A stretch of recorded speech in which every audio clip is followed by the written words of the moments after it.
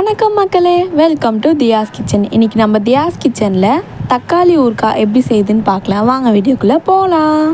தக்காளி சீசனோ இல்லைனா தக்காளி கம்மியாக இருக்கும் போது இந்த சைட் டிஷ் வந்து செஞ்சு வச்சுக்கோங்க. எல்லாத்துக்குமே ஈஸியாக இருக்கும். டிஃபன் ஐட்டம்ஸ், சப்பாத்தி, தோசை, இட்லி எல்லாத்துக்கும், ஒயிட் ரைஸ்க்கும் சூப்பராக இருக்கும். ட்ரை பண்ணி பாருங்கள். நான் இன்றைக்கி வந்து 1.5 கிலோ தக்காளி எடுத்திருக்கேன். நல்லா வாஷ் பண்ணி எடுத்துக்கலாம் 2 டைம்ஸ் கிட்ட.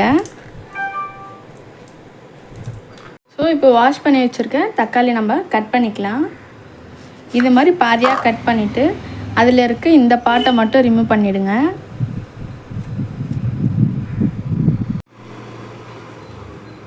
இப்போது இதில் வந்து இந்த மாதிரி நம்ம சின்ன சைஸாகவும் இல்லாமல் ரொம்ப பெரிய சைஸும் இல்லாமல் மீடியமாக ரஃப்பாக கட் பண்ணிக்கோங்க. அப்போ தான் அது வந்து வேகிற டைம் வந்து கம்மியாக எடுத்துக்கும். இந்த மாதிரி கட் பண்ணி எடுத்துக்கோங்க. வாஷ் பண்ணி வச்சுருக்கேன் எல்லா தக்காளியும் இது மாதிரி குட்டி குட்டியாக கட் பண்ணி வச்சாச்சு. இது மாதிரி ஒரு வானல் எடுத்துக்கோங்க. இப்போ நம்ம கட் பண்ணி வச்சுருக்க தக்காளி இதில் ஆட் பண்ணிக்கலாம். ஃபஸ்ட்டு இந்த தக்காளியை வந்து ஒரு 10 நிமிஷம் நல்லா வேக விடுங்க. அப்போ தான் வந்து தக்காளி சாஃப்டாக ஆகும். இதில் இருக்க தண்ணியும் லைட்டாக சுண்டும். மூடி போட்டு நான் சொன்ன மாதிரி ஒரு 10 நிமிஷம் வேக வச்சிடலாம். ஒரு பெரிய சைஸ் லெமன் சைஸ்க்கு இருக்க புளியை வந்து எடுத்துக்கிறேன். அதிலே தேவையான அளவுக்கு தண்ணி ஊற்றி நம்ம புளி தண்ணியை நல்லா கரைச்சி எடுத்துக்கலாம். இதில் இருக்க நம்மளுக்கு புளி தண்ணி மட்டும்தான் வேணும். இப்போ பாருங்கள், தக்காளி வந்து நல்லா சாஃப்ட் ஆகிடுச்சு. பட் ஆனால் தக்காளி இருக்க ஜூஸ் வந்து நிறைய தண்ணி மாதிரி இருக்குது பாருங்கள். ஸோ அதை வந்து இன்னும் நல்லா வேக வச்சு சுண்ட வைக்கலாம். இப்போ பாருங்கள், இது நல்லா கட்டி ஆகிடுச்சு. இந்த ஸ்டேஜில் நம்ம புளி கரைச்சல் ஆட் பண்ணிக்கலாம். நம்ம வச்சுருக்க புளி தண்ணி எக்ஸ்ட்ராக்ட் ஆட் பண்ணிக்கலாம்.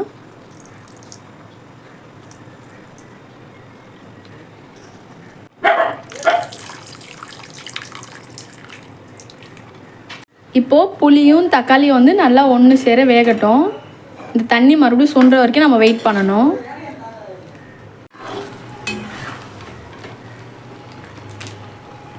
இதை பாருங்கள், நல்லா சுண்டிடுச்சு. நான் அடுப்பு ஆஃப் பண்ணிட்டேன். இதில் பாருங்கள், தக்காளியோட தோல் வந்து திப்பி திப்பியாக இருக்குது. ஸோ நான் கொஞ்சம் வந்து பல்ஸ் மோடில் பண்ணி ஃபைன் பேஸ்ட்டாக எடுத்துக்க போகிறேன் தாளிக்கிறதுக்கு முன்னாடி.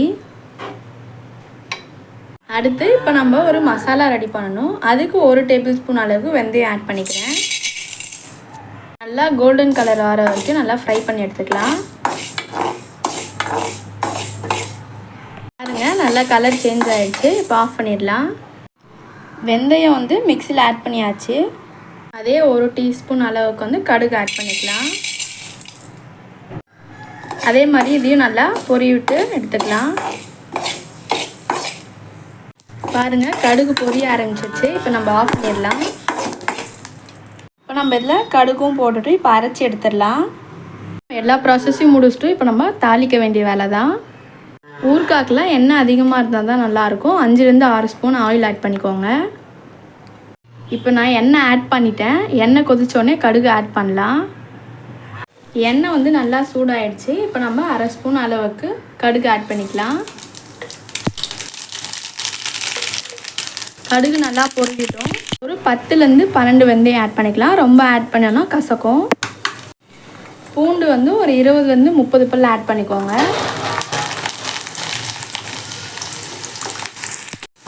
கூடவே வந்து ஒரு 3 காஞ்ச மிளகா ஆட் பண்ணிக்கலாம். கூடவே ஒரு கொத்து கருவேப்பிலை. இது எல்லாத்தையும் நல்லா ஒரு வாட்டி மிக்ஸ் பண்ணிடுங்க.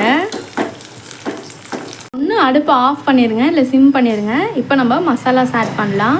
பெருங்காயத்தூள் வந்து 1/4 டேபிள் ஸ்பூன், மஞ்சள் தூள் வந்து 1/4 டேபிள் ஸ்பூன், 1 டேபிள் ஸ்பூன் மிளகாத்தூள், நம்ம ஸ்பெஷலாக அரைச்சி ரெடி பண்ண மசாலா. இப்போது அடுப்பை பற்ற வச்சுட்டு இதை நல்லா மிக்ஸ் பண்ணிக்கோங்க.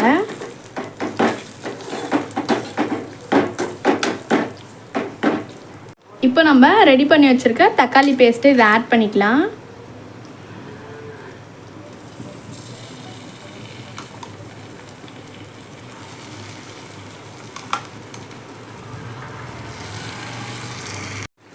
இப்போ இதை நல்லா மிக்ஸ் பண்ணிக்கலாம். மிக்ஸ் பண்ணிவிட்டு ஒரு 2 to 3 மினிட்ஸ் நல்லா வெந்துட்டால் போதும். கூடவே 1 டேபிள் ஸ்பூன் அளவுக்கு சால்ட் ஆட் பண்ணிக்கலாம். தேவையான அளவுக்கு ஆட் பண்ணிக்கோங்க. இப்போ சால்ட்டோடு சேர்த்து நல்லா மிக்ஸ் பண்ணிக்கலாம். பாருங்கள் இந்த டெக்ஸ்சர் எப்படி இருக்குன்ட்டு பார்க்கவே சூப்பராக இருக்குது. இந்த ஸ்டேஜில் 1 ஸ்பூன் அளவுக்கு ஆயில் ஆட் பண்ணிக்கோங்க. இப்போது நல்லா மிக்ஸ் பண்ணி விட்டு ஒரு 2 மினிட்ஸ்க்கு நல்லா வெயிட் பண்ணால் தக்காளி ஊறுகாய் ரெடி. இது நீங்கள் எதுக்கு வேணால் சைட் டிஷ்ஷாக பேர் பண்ணிக்கலாம். இட்லி, தோசை, சப்பாத்தி, ஈவன் ஒயிட் ரைஸ்க்கு போட்டு சாப்பிடுங்க, செம்ம டேஸ்ட்டாக இருக்கும். நம்ம சூப்பரான தக்காளி ஊறுகாய் ரெடி ஆகிடுச்சு. அந்த டெக்ஸ்சர் பாருங்கள், எண்ணெயோட சூப்பராக மிதந்து வருது.